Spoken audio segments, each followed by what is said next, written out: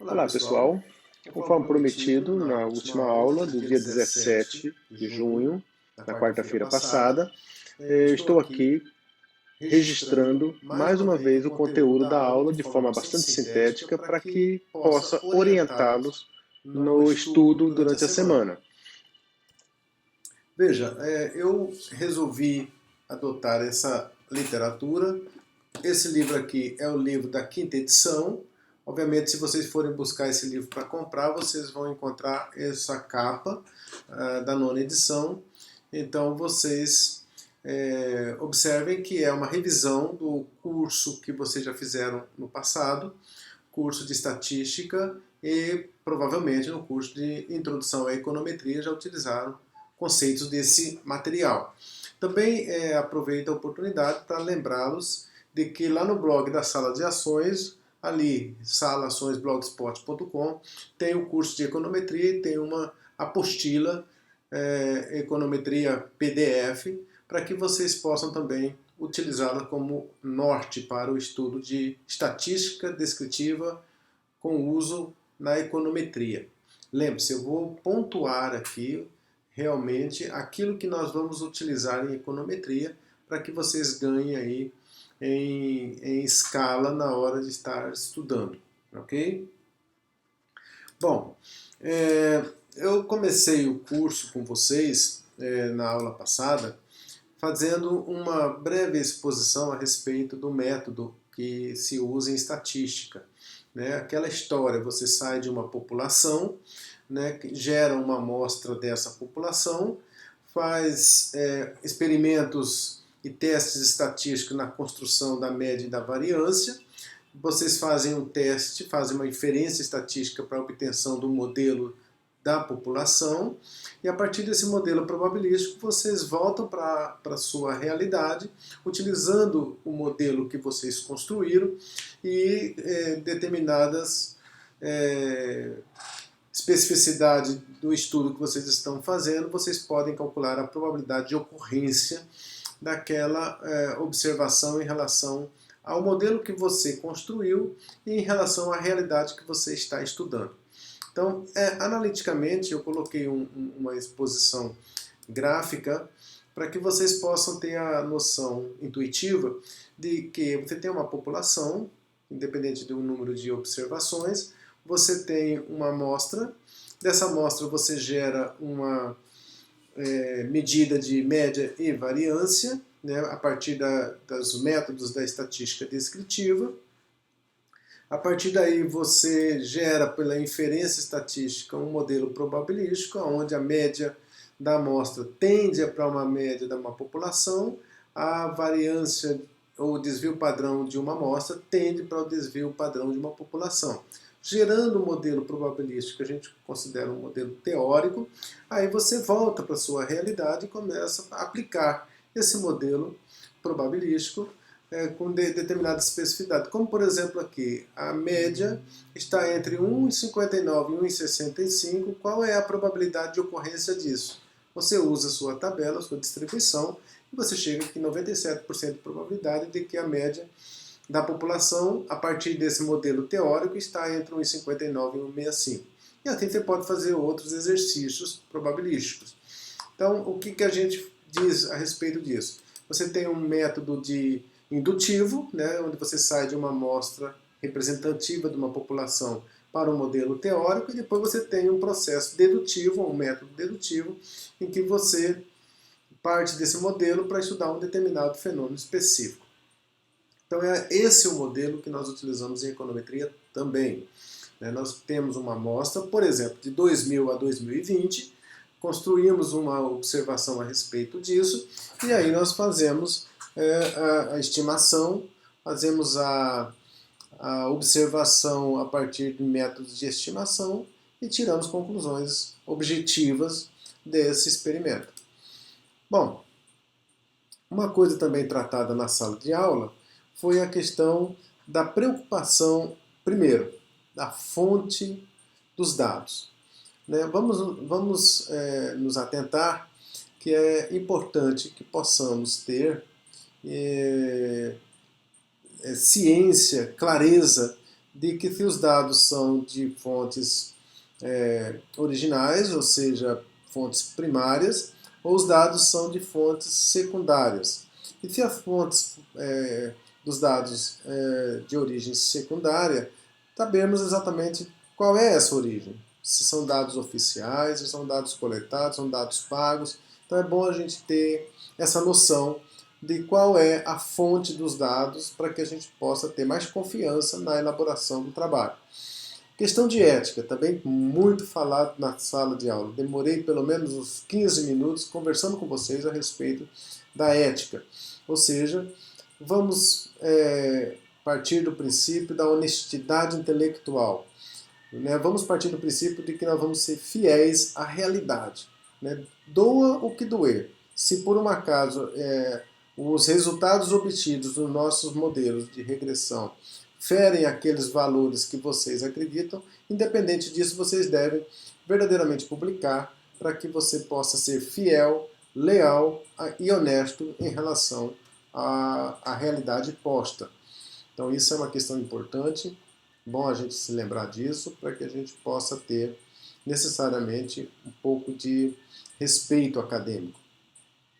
Outra coisa que foi falada na sala de aula foi também a questão da norma e da normativa em relação à apresentação das informações, seja ele na forma de gráficos, de linha, de barras ou de setores, ou seja ele na forma de tabelas, onde os requisitos básicos para a apresentação dessas informações deve ser sempre a simplicidade, a clareza e a veracidade das informações. Então lembre-se que a gente tem um protocolo. Isso tudo está previsto lá naquele material que eu disponibilizei para vocês lá no blog da Sala de Ações. Bom, para fins de objetividade, eu defini que esse momento da nossa revisão de estatística descritiva com fins à econometria passaria por 4 tópicos específicos. Primeiro, distribuição de frequência. Segundo, medidas de tendência central. Terceiro, medidas de dispersão ou de variância. E quarto, medidas de formato de uma distribuição. O primeiro assunto, vocês também já tiveram várias análises, vários momentos para poder refletir sobre isso, é a construção de uma distribuição de frequência que parte de dados brutos. Você estabelece um rol das informações, depois vocês criam aí uma amplitude total, um número de classes, depois exatamente a amplitude da classe, levando em consideração a amplitude total e o número de classes, e aí por fim vocês têm a construção de uma distribuição de frequência. Uma distribuição de frequência que tem como objetivo principal a construção de um histograma, que nada mais, nada menos que a apresentação visual, gráfica, de um formato de uma distribuição. Nesse momento, a gente vai olhar a distribuição de frequência e verificar se realmente essas informações tendem a uma distribuição normal. Então, o objetivo principal da distribuição de frequência é a construção desse histograma. Okay? Então, é a nossa investigação inicial de como está a distribuição de probabilidade da série que estamos estudando em particular. Ok, pessoal? Bom, vamos lá. Para a segunda parte, são as medidas de tendência central. O que a gente conhece como medidas de tendência central? A partir de uma amostra, qualquer que seja, a gente pode definir essa amostra, a gente vai calcular o somatório dessa amostra, e aí a partir daí as medidas como média aritmética, que é aquela comumente usada, somatório de todas as observações dividido por n, onde nós temos aqui, por exemplo, 81.3 dividido por 10, 8.3. Média aritmética dessa série. Bom, aí depois vem a média geométrica, uma outra medida usualmente utilizada na econometria, geralmente calculada como produtório de todas as observações e tirada a raiz enésima dessas observações. Nós temos um outro número, aqui nós tínhamos 8,13 na média aritmética, 8,09 na média geométrica. Temos também a mediana, com todo aquele ritual de construção da mediana, né, onde você tem que saber se a amostra é par ou ímpar, depois montar um rol, depois especificar o ponto central dessa mediana, depois calcular a média desse ponto central. Nós temos aqui mais uma outra observação, olha, 8.13, 8.09 e 8.3. E aí, por fim, nós temos a moda, que é o valor que ocorre com maior frequência. Temos aqui 8.6, ok? Então nós temos, no resumo, 4 medidas de tendência central para a mesma amostra, dada cada um com a sua característica. O nosso desafio é saber se aquela amostra que nós estamos trabalhando, em qual delas ela se encaixa melhor. Tá certo? Então esse é um exercício que nós devemos fazer posteriormente. Bom, depois que a gente trabalha com a tendência central, nós vamos trabalhar com as medidas de dispersão, que nada mais, nada menos que é, por exemplo, o primeiro caso, observação em relação à média, observação em relação à média elevada ao quadrado. Né? Então, são as formas de se calcular. Primeiro, a amplitude total de uma amostra, ou seja, o desvio médio absoluto, onde você tem aqui o somatório em módulo de x menos a média dividido por n, né, 0,65. Depois nós temos o que a gente chama de variância, a observação menos a média elevada ao quadrado dividido por n menos 1. Né? Tudo isso previsto lá no conteúdo que eu deixei à disposição de vocês. Esse cálculo vai dar uma média um valor de variância de 0,64 contra o desvio médio absoluto de 0,65. Né? E depois nós temos a medida principal aqui da nossa preocupação, é desvio padrão, que é a raiz quadrada da variância. Né? Coisa também que já é batido corriqueiramente aí nos estudos de vocês. Então nós temos aí 0,80 como o desvio padrão. E depois, por fim, a gente tem como uma medida importante é o coeficiente de variação, né, que é a dispersão em torno da média. O desvio padrão dividido pela média vezes 100 é o coeficiente de variação. E isso mede para a gente, dá uma medida, aliás, para a gente de dispersão em torno da média. Né? Ou seja, você tem a média e a dispersão. Essa dispersão representa, nesse caso aqui, 9,85%. Em geral, a gente usa em estatística até 15%, uma boa medida. De 15 a 30, tolerável. A partir de 30% já fica um pouco complicado. Então a gente usa estatisticamente alguns parâmetros aí dessa medida, chegando até 15%. Bom, também como complemento a esse momento, a gente tem o cálculo do erro padrão da média, né, que é nada mais nada menos que o desvio padrão dividido pela raiz de n, que é o erro padrão da média. Esse erro padrão é o insumo básico que a gente utiliza para calcular o que a gente gosta muito de ver, é o intervalo de confiança dessa média. Se eu tenho uma média de 8,13, esse intervalo de confiança, dado esse erro padrão da média, ele vai de 7,87 a 8,38. É o que vocês estão enxergando aqui no nosso intervalo de confiança, calculado a partir do erro padrão da média. Ok? Então essas são as medidas de dispersão e a sua utilização. Né? Bom, terceiro caso que a gente, aliás, quarto caso que a gente vai trabalhar são as medidas de formato de uma distribuição e o teste de normalidade. Né? Veja que as medidas de formato de uma distribuição, ela vem dividida em dois pontos. Medidas de assimetria, né? Mede o grau de afastamento da simetria de uma distribuição, ou seja, igualdade entre a média, mediana e moda, né? Dado graficamente ou visualmente por essas figuras, ou seja, onde você tem uma simetria, nesse momento aqui você tem, nesse ponto central, a igualdade entre média, mediana e moda. Nesse caso aqui, uma assimetria positiva, onde a média é maior que a mediana, que é maior que a média, que é a moda. Depois você tem, no caso da assimetria negativa, a média menor do que a mediana do que a moda. Né? Então você tem a simetria negativa, a simetria positiva e a simetria. Né? No caso aqui, a distribuição é simétrica, assimétricas. Né? E isso pode ser observado também pelo que a gente chama de terceiro momento da estatística descritiva. O primeiro momento é médio, o segundo momento é variância, o terceiro momento é simetria.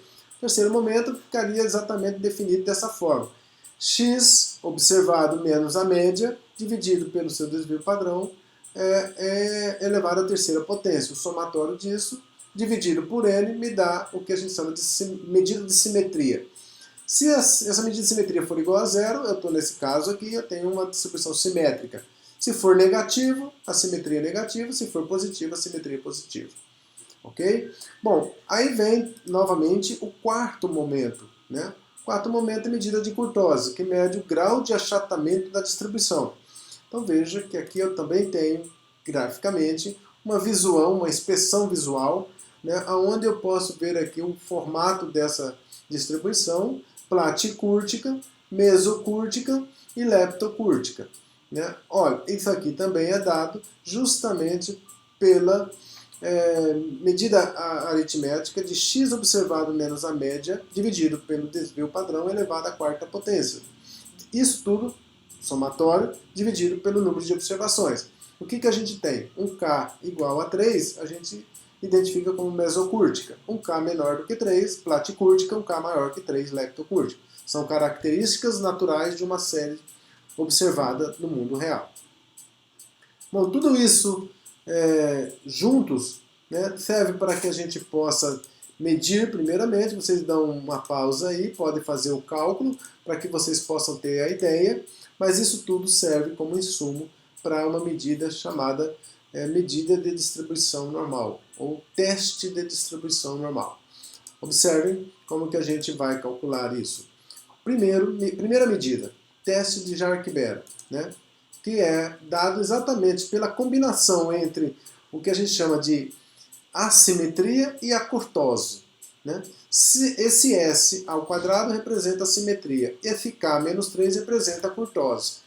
S ao quadrado dividido por 6 mais K menos 3 elevado ao quadrado dividido por 24 tem uma distribuição de Q quadrado com 2 graus de liberdade. Multiplicado pelo número de observações me dá a estatística de Jarque-Bera.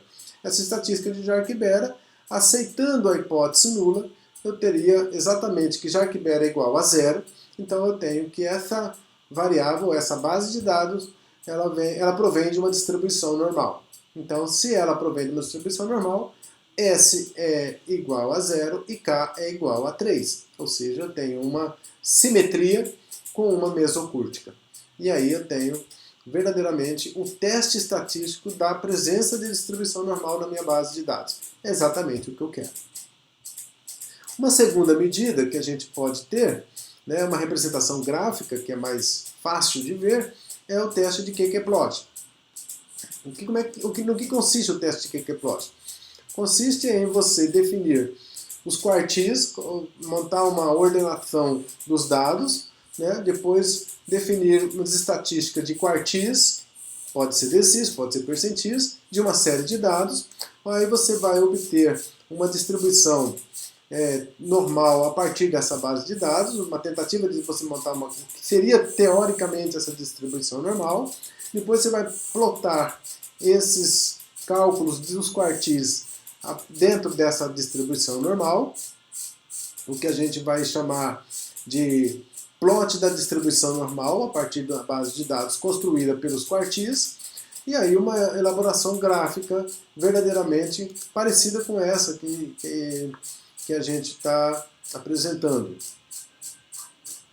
Observe, aqui eu tenho um histograma, onde eu tenho uma distribuição que se aproxima de uma distribuição normal, e aqui embaixo o teste de Q-Plot, ou seja, aqui nessa linha reta seria o que eu espero teoricamente de uma distribuição normal, e aqui os dados observados pelos quantis. Né?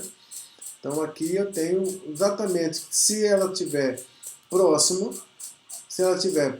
dessa linha reta que representa a minha distribuição normal, então eu teria, a partir do intervalo de confiança, todos os pontos aqui aproximados, eu teria a confirmação de que essa série provém de uma distribuição normal. Teria uma confirmação gráfica, uma observação gráfica, além do histograma, né, para a presença de normalidade na minha base de dados.